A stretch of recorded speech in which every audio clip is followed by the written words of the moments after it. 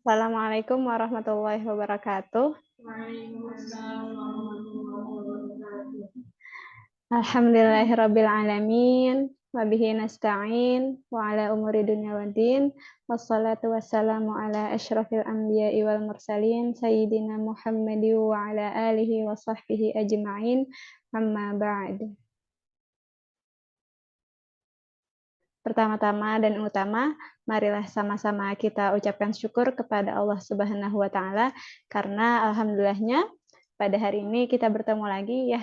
Walaupun udah larut malam, semoga teman-teman masih tetap semangat dan masih tetap melek ya.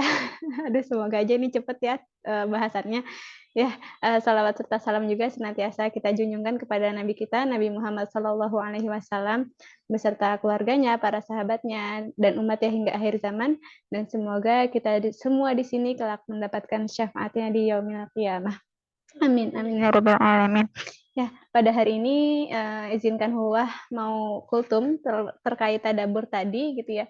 Tadabur surah At-Taubah ayat 119 di mana artinya gitu ya Allah bilang, "Hai orang-orang yang beriman, bertakwalah pada Allah dan hendaklah kamu bersama orang-orang yang tulus," atau bisa diartikan juga ada yang mengartikan bersama orang-orang yang benar gitu ya. Jadi ketika Allah memerintahkan orang beriman untuk membersamai orang yang tulus, maka Allah memerintahkan mereka untuk bertakwa terlebih dahulu gitu ya. Yang mana ya ayyuhalladzina amanu taqullaha, maka di sini kan takwa dulu gitu. Bahwa kita tahu gitu ya, takwa itu adalah sumber segala kebaikan. Bahwa segala yang Allah perintahkan kepada kita harus bersumber dari ketakwaan. Jadi Allah hanya menerima amalan hambanya dari orang-orang yang bertakwa gitu ya. Dan dengan takwa, perintah Allah itu akan mudah untuk dilaksanakan. Dan Allah juga akan berikan taufik ya kepada kita. Dan kita juga mungkin sudah belajar bahwa takwa ini dalam segala hal nggak boleh ditinggalkan. Makanya takwa ini diibaratkan seperti pakaian. Dan pakaian takwa itu lebih baik dibandingkan pakaian yang lainnya gitu ya. Ada nggak sih orang yang pergi ke masjid gitu ya, nggak pakai apa-apa? Nggak ada ya, gitu. Tentu mereka mengenakan suatu pakaian yang selalu melekat pada tubuh mereka gitu ya. Kapan sih kita melepas pakaian kita? Kapan? Iya, ketika kita berada di tempat yang nggak ada seorang pun yang bisa melihat kita. Contohnya di kamar mandi gitu ya. Nah, sekarang pakaian takwa itu bisa dilepas atau enggak? Bisa. Ya, bisa dilepas di mana pakaian takwa ini, teman-teman? Di tempat yang tidak bisa dilihat oleh Allah? Di mana itu? Nggak ada ya, gitu ya. Nggak ada. Makanya takwa ini diibaratkan dengan pakaian. Jadi kemanapun kita pergi gitu ya, maka kita harus mengenakan pakaian takwa ini. Sampai sekalipun gitu ya, sekalipun kita berada di dalam kamar mandi gitu ya. Sekalipun dilepas nih pakaian yang ini nih, yang baju ini, tapi jangan sampai pakaian takwa itu juga kita lepas gitu ya. Karena dimanapun kita berada gitu ya, Allah selalu mengawasi kita gitu ya. Allah selalu melihat kita. Lalu di ayat ini menjelaskan, dan hendaklah kalian bersama orang-orang shadiqin gitu ya. Nah, apa maksudnya di sini dengan kata bersama ini gitu ya? Tentunya banyak penafsiran ulama tentang hal ini, tapi mau menyinggung terkait dengan dua orang nabi yang mulia yang diceritakan oleh Allah Subhanahu wa taala dalam Al-Qur'an. Yang pertama adalah Nabi Musa alaihi salam. Nah, sebelum itu, kita yang hadir di sini bisa dikatakan sedang bersama atau enggak? Bisa nggak? Oke. Ya, tapi sekarang kita mau melihat ya, apa yang Allah ceritakan dalam Al-Qur'an. Jadi di surah Asy-Syu'ara gitu ya, Allah Subhanahu wa taala mengisahkan tentang hijrahnya Nabi Musa alaihi salam. Sebagaimana yang kita ketahui bahwa banyak dari para nabi itu diperintahkan sama Allah itu untuk berhijrah. Di antaranya ada Nabi Ibrahim, ada Nabi Lut alaihissalam gitu ya. Terus juga ada Nabi siapa lagi? Nabi Musa alaihissalam diperintahkan Allah untuk hijrah meninggalkan Mesir menuju Syam, Palestina gitu ya. Dan Nabi kita, Nabi Muhammad diperintahkan untuk hijrah dari Mekah ke Madinah. Nah, ketika Allah memerintahkan Nabi Musa alaihissalam hijrah meninggalkan Mesir, meninggalkan Fir'aun dengan kezalimannya, dengan kekejamannya, dengan membawa semua Bani Israel dari yang anak-anak sampai yang udah tua gitu ya. Agar apa? Agar selamat gitu ya.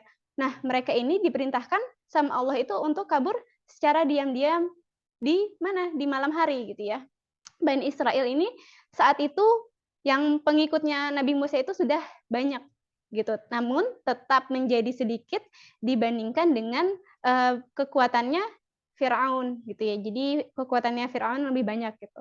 Maka akhirnya kabur deh tuh malam-malam meninggalkan Mesir. Nah, ketika mereka sudah berada di tepi laut atau tepi pantai atau tepi laut gitu ya, dan karena jumlahnya ini maksudnya banyak juga gitu, bisa dibilang banyak gitu. Maka dengan cepat Firaun ini menyadari gitu ya, bahwa Bani Israel ini pada pergi gitu. Nah, langsung deh tuh si Firaun ini mengejar. Nah, akhirnya dapat juga yang dikejar. Ketika dua kelompok ini telah saling lihat antara pasukan Firaun dengan Bani Israel gitu ya, berkata sahabat Nabi Musa yang ikut bersama Nabi Musa alaihissalam. Apa kata mereka? Sungguh gitu ya, kita pasti akan ditangkap, sungguh kita akan pasti didapat gitu. Nah, mereka putus asa gitu ya. Lalu apa jawaban Nabi Musa? Jawabannya di surah Asy-Syu'ara juga ayat 62 kalau nggak salah. Qala kalla inna ma'iya rabbi sayahdin. Gitu. Artinya qala kalla sekali-kali tidak. Artinya mereka tidak akan mungkin mendapati kita karena Allah yang memerintahkan kita untuk hijrah. Inna ma'iya rabbi, sesungguhnya Tuhanku bersamaku. Ya, Asy-Syu'ara ayat 62. Kenapa beliau tidak mengatakan Allah bersama kita? Beliau kan nggak sendirian kan ya? Beliau ditemani sama Bani Israel. Tapi beliau mengatakan inna ma'iya rabbi, sesungguhnya bersamaku Tuhanku gitu ya. Kenapa beliau malah mengatakan seolah-olah beliau sendirian? Nah, untuk lebih jelasnya coba kita bandingkan dengan hijrahnya Rasulullah Shallallahu alaihi wasallam. Beliau ini hijrah hanya berdua dengan siapa? Abu Bakar As-Siddiq radhiyallahu anhu. Nah, ini juga hijrahnya ini terjadi di malam hari. Akhirnya ketika mereka hijrah gitu ya, maka orang Quraisy pun langsung mencari gitu ya, bahkan mereka ingin membunuh Nabi Muhammad gitu. Dan mereka mencari di waktu yang sama, di malam hari juga. Lalu Nabi Muhammad bersama Abu Bakar ini bersembunyi di Gua Thur. Nah, kemudian ketika beliau dan Abu Bakar bersembunyi gitu ya, udah tuh ternyata si Quraisy ini berada di depan gua tersebut. Jadi udah berhadap-hadapan gitu ya. Nabi Muhammad di dalam gua, yang mencari Nabi Muhammad sudah berada di luar. Sudah berhadapan tapi nggak kelihatan sampai Abu Bakar As-Siddiq radhiyallahu anhu menceritakan keadaan waktu itu. Katanya seandainya salah seorang dari mereka menunduk gitu ya, menunduk untuk melihat, kaki mereka pasti akan kelihatan gitu ya, karena memang udah sedekat itu, bahkan jaraknya itu lebih dekat dari dari Nabi Musa gitu ya, dari antara Nabi Musa dengan Firaun. Jadi benar-benar sedekat itu. Kemudian apa kata Rasulullah Shallallahu alaihi wasallam? Nah, Allah kisahkan dalam Al-Qur'an, Rasulullah bilang, "La tahzan, innallaha ma'ana." Sesungguhnya Allah bersama kita, bersama Nabi Muhammad bersama Abu Bakar juga gitu ya. Nah, tapi tadi Nabi Musa mengatakan inna ma'iya rabbi, sesungguhnya Tuhanku bersamaku, bukan mengatakan inna ma'ana rabbuna, sesungguhnya bersama kita Rabb kita. Tapi Nabi kita kepada Abu Bakar bilang innallaha ma'ana, sesungguhnya Allah bersama kita. Kira-kira bedanya apa sih teman-teman? Padahal mereka itu sama-sama sedang bersama. Bani Israil mengikuti Nabi Musa untuk hijrah, sebagaimana Abu Bakar mengikuti Rasulullah Shallallahu Alaihi Wasallam. Nah, kira-kira bedanya apa nih? Nah, dari sini kita mengetahui bahwa ternyata kebersamaan jasad, kebersamaan tubuh belum cukup menjadikan seseorang dikatakan dia betul-betul bersama.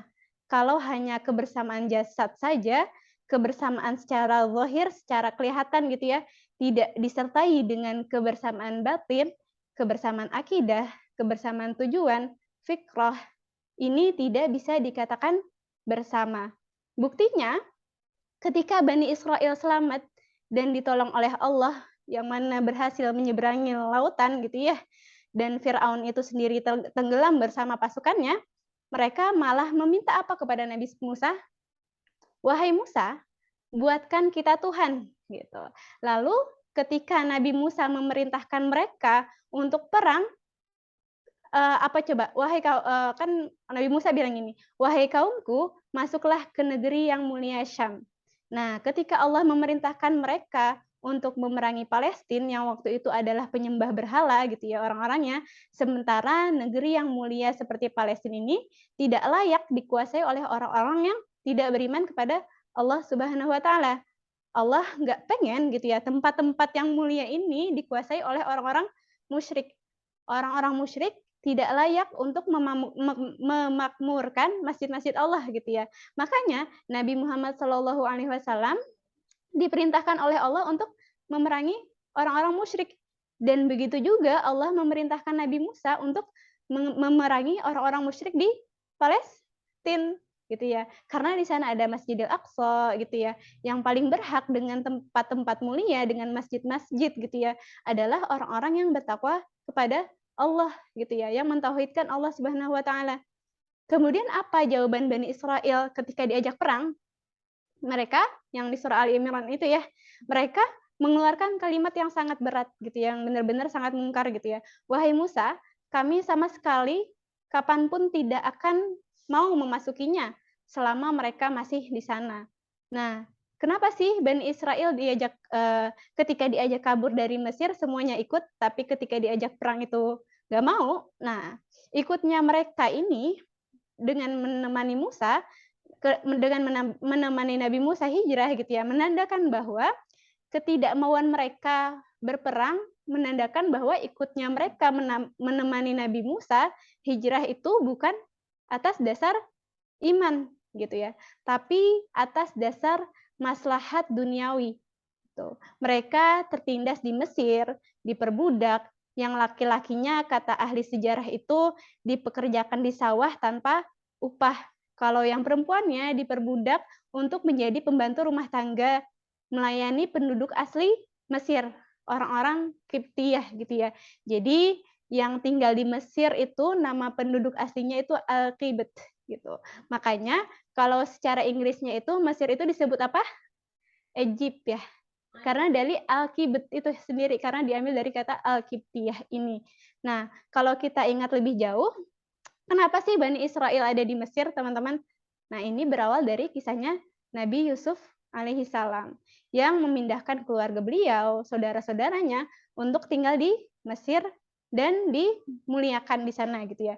Sampai Nabi Yusuf meninggal dunia dan Bani Israel ini kita tahu bahwa dia ini keturunan Nabi Yakub. Menjadi banyak tuh setelah itu gitu ya. Yang pada akhirnya dizalimi dan seterusnya sampai akhirnya Allah mengutus Nabi Musa untuk mendakwahi Firaun agar mereka berhenti menzalimi Bani Israel. Tapi karena mereka nggak mau mendengar, sampai akhirnya Allah memerintahkan Nabi Musa untuk hijrah gitu ya, untuk meninggalkan Mesir. Jadi Bani Israel ini ikut Nabi Musa itu karena kemaslahatan duniawi gitu ya. Karena mereka terjajah, bahkan semuanya ikut gitu ya. Ketika diperintahkan untuk jihad, tapi nggak mau gitu ya. Bani Israel ketika diajak pada hal yang menguntungkan mereka, mereka ikut tuh rame-rame. Tapi ketika diajak untuk hal berperang, berjihad, mereka nggak mau. Bahkan tadi mereka mengatakan sama sekali nggak mau. Bahkan nyuruh Nabi Musa itu pergi bersama robnya gitu ya. Biarlah kami duduk di sini gitu ya. Ini memperjelas kenapa Nabi Musa berkata Tuhan bersamaku gitu ya. Inna Rabbi sayahdin gitu ya. Bahwa Tuhannya itu bersamaku bukan bersama kita gitu bilangnya gitu kan. Nah, oleh karena itu kita pahami bahwa kebersamaan yang sesungguhnya bukan hanya kebersamaan lahir saja, tapi kebersamaan lahir dan batin. Itulah yang disebut dengan bersamailah orang-orang yang tulus. Kalau tidak bisa membersamai secara lahiriah gitu ya, minimal membersamai secara batin gitu. Mungkin ada yang ketika di masjid gitu ya, kita bersama gitu, tapi ternyata secara batinnya dia lagi nggak bersama di masjid. Mungkin kayak mikir kemana gitu ya, tapi justru ada orang-orang yang nggak bisa ke masjid dan dia pengen banget sekali ikut kajian gitu ya, tapi nggak bisa. Eee, Tandanya dia itu membersamai secara batin gitu ya. Bukan walaupun lahiriahnya dia nggak membersamai gitu. Nah, seminimal mungkin itu gitu ya. Inilah penyebab dari keselamatan. Jadi kalau misalkan beriman saja nggak cukup. Kalau misalkan nggak bisa membersamai orang-orang yang tulus karena nggak bisa menjamin keselamatan kita gitu. Jadi konteks ayat ini tentang sebenarnya dari At-Taubah ini itu tentang ayat-ayat tentang sahabat yang nggak ikut berperang. Ada 3 orang kan ya, yang waktu itu juga pernah dijelasin sama Najmah gitu ya. Sahabat yang tidak ikut menemani Rasulullah Shallallahu alaihi wasallam untuk pergi ke Tabuk guna memerangi orang-orang Romawi waktu itu. Sehingga ketika Nabi mengajak orang-orang beriman untuk ikut bersama beliau, tapi ternyata tidak semua orang-orang yang mengaku dirinya sebagai orang yang beriman mengikuti ajakannya. Tapi justru yang mengikuti ajakannya adalah orang-orang yang tulus dalam pengakuan keimanannya gitu ya. Insyaallah dari sini, kita belajar lagi ya bahwa apa ya, maksudnya kita bersama di sini ya alhamdulillahnya gitu ya, selain Allah bersamai secara lahiriah gitu ya, tapi Allah bersamai juga secara iman, akidah, tujuan kita gitu ya. Dan semoga itu semua tidak apa ya, menjadi tidak apa ya, tidak merubah kita gitu dengan waktu yang mungkin masih panjang gitu ya, dan semoga Allah terus istiqomahkan kita untuk tetap membersamai secara lahir dan batin ya. Ya walaupun pada masanya nanti kita bakal berpisah gitu kan ya, ada masanya, tapi semoga batin itu masih terus ada gitu ya. Jangan sampai kita beda iman, jangan sampai kita beda fitrah, naudzubillah gitu ya. Dan semoga Allah kuatkan kita untuk, ini semua gitu ya, agar kita termasuk hamba-hamba yang bertakwa tadi. Ya mungkin, itu aja dari Hulwah. Semoga apa yang Hulwah, sampaikan bermanfaat karena ini benar-benar apa ya, ayatnya benar-benar Masya Allah banget. Ternyata orang-orang yang tulus itu tadi ya, orang-orang yang membersamai, secara lahiriah maupun batiniah gitu. Ya, mungkin sama-sama kita cukupkan dengan membaca hamdalah. Alhamdulillahirabbil alamin dan disempurnakan dengan kafaratul majlis. Subhanakallahumma wa bihamdik asyhadu an la ilaha illa ant astaghfiruka wa atubu ilaik. Kurang lebihnya mohon maaf. Wassalamualaikum warahmatullahi wabarakatuh. Terima kasih.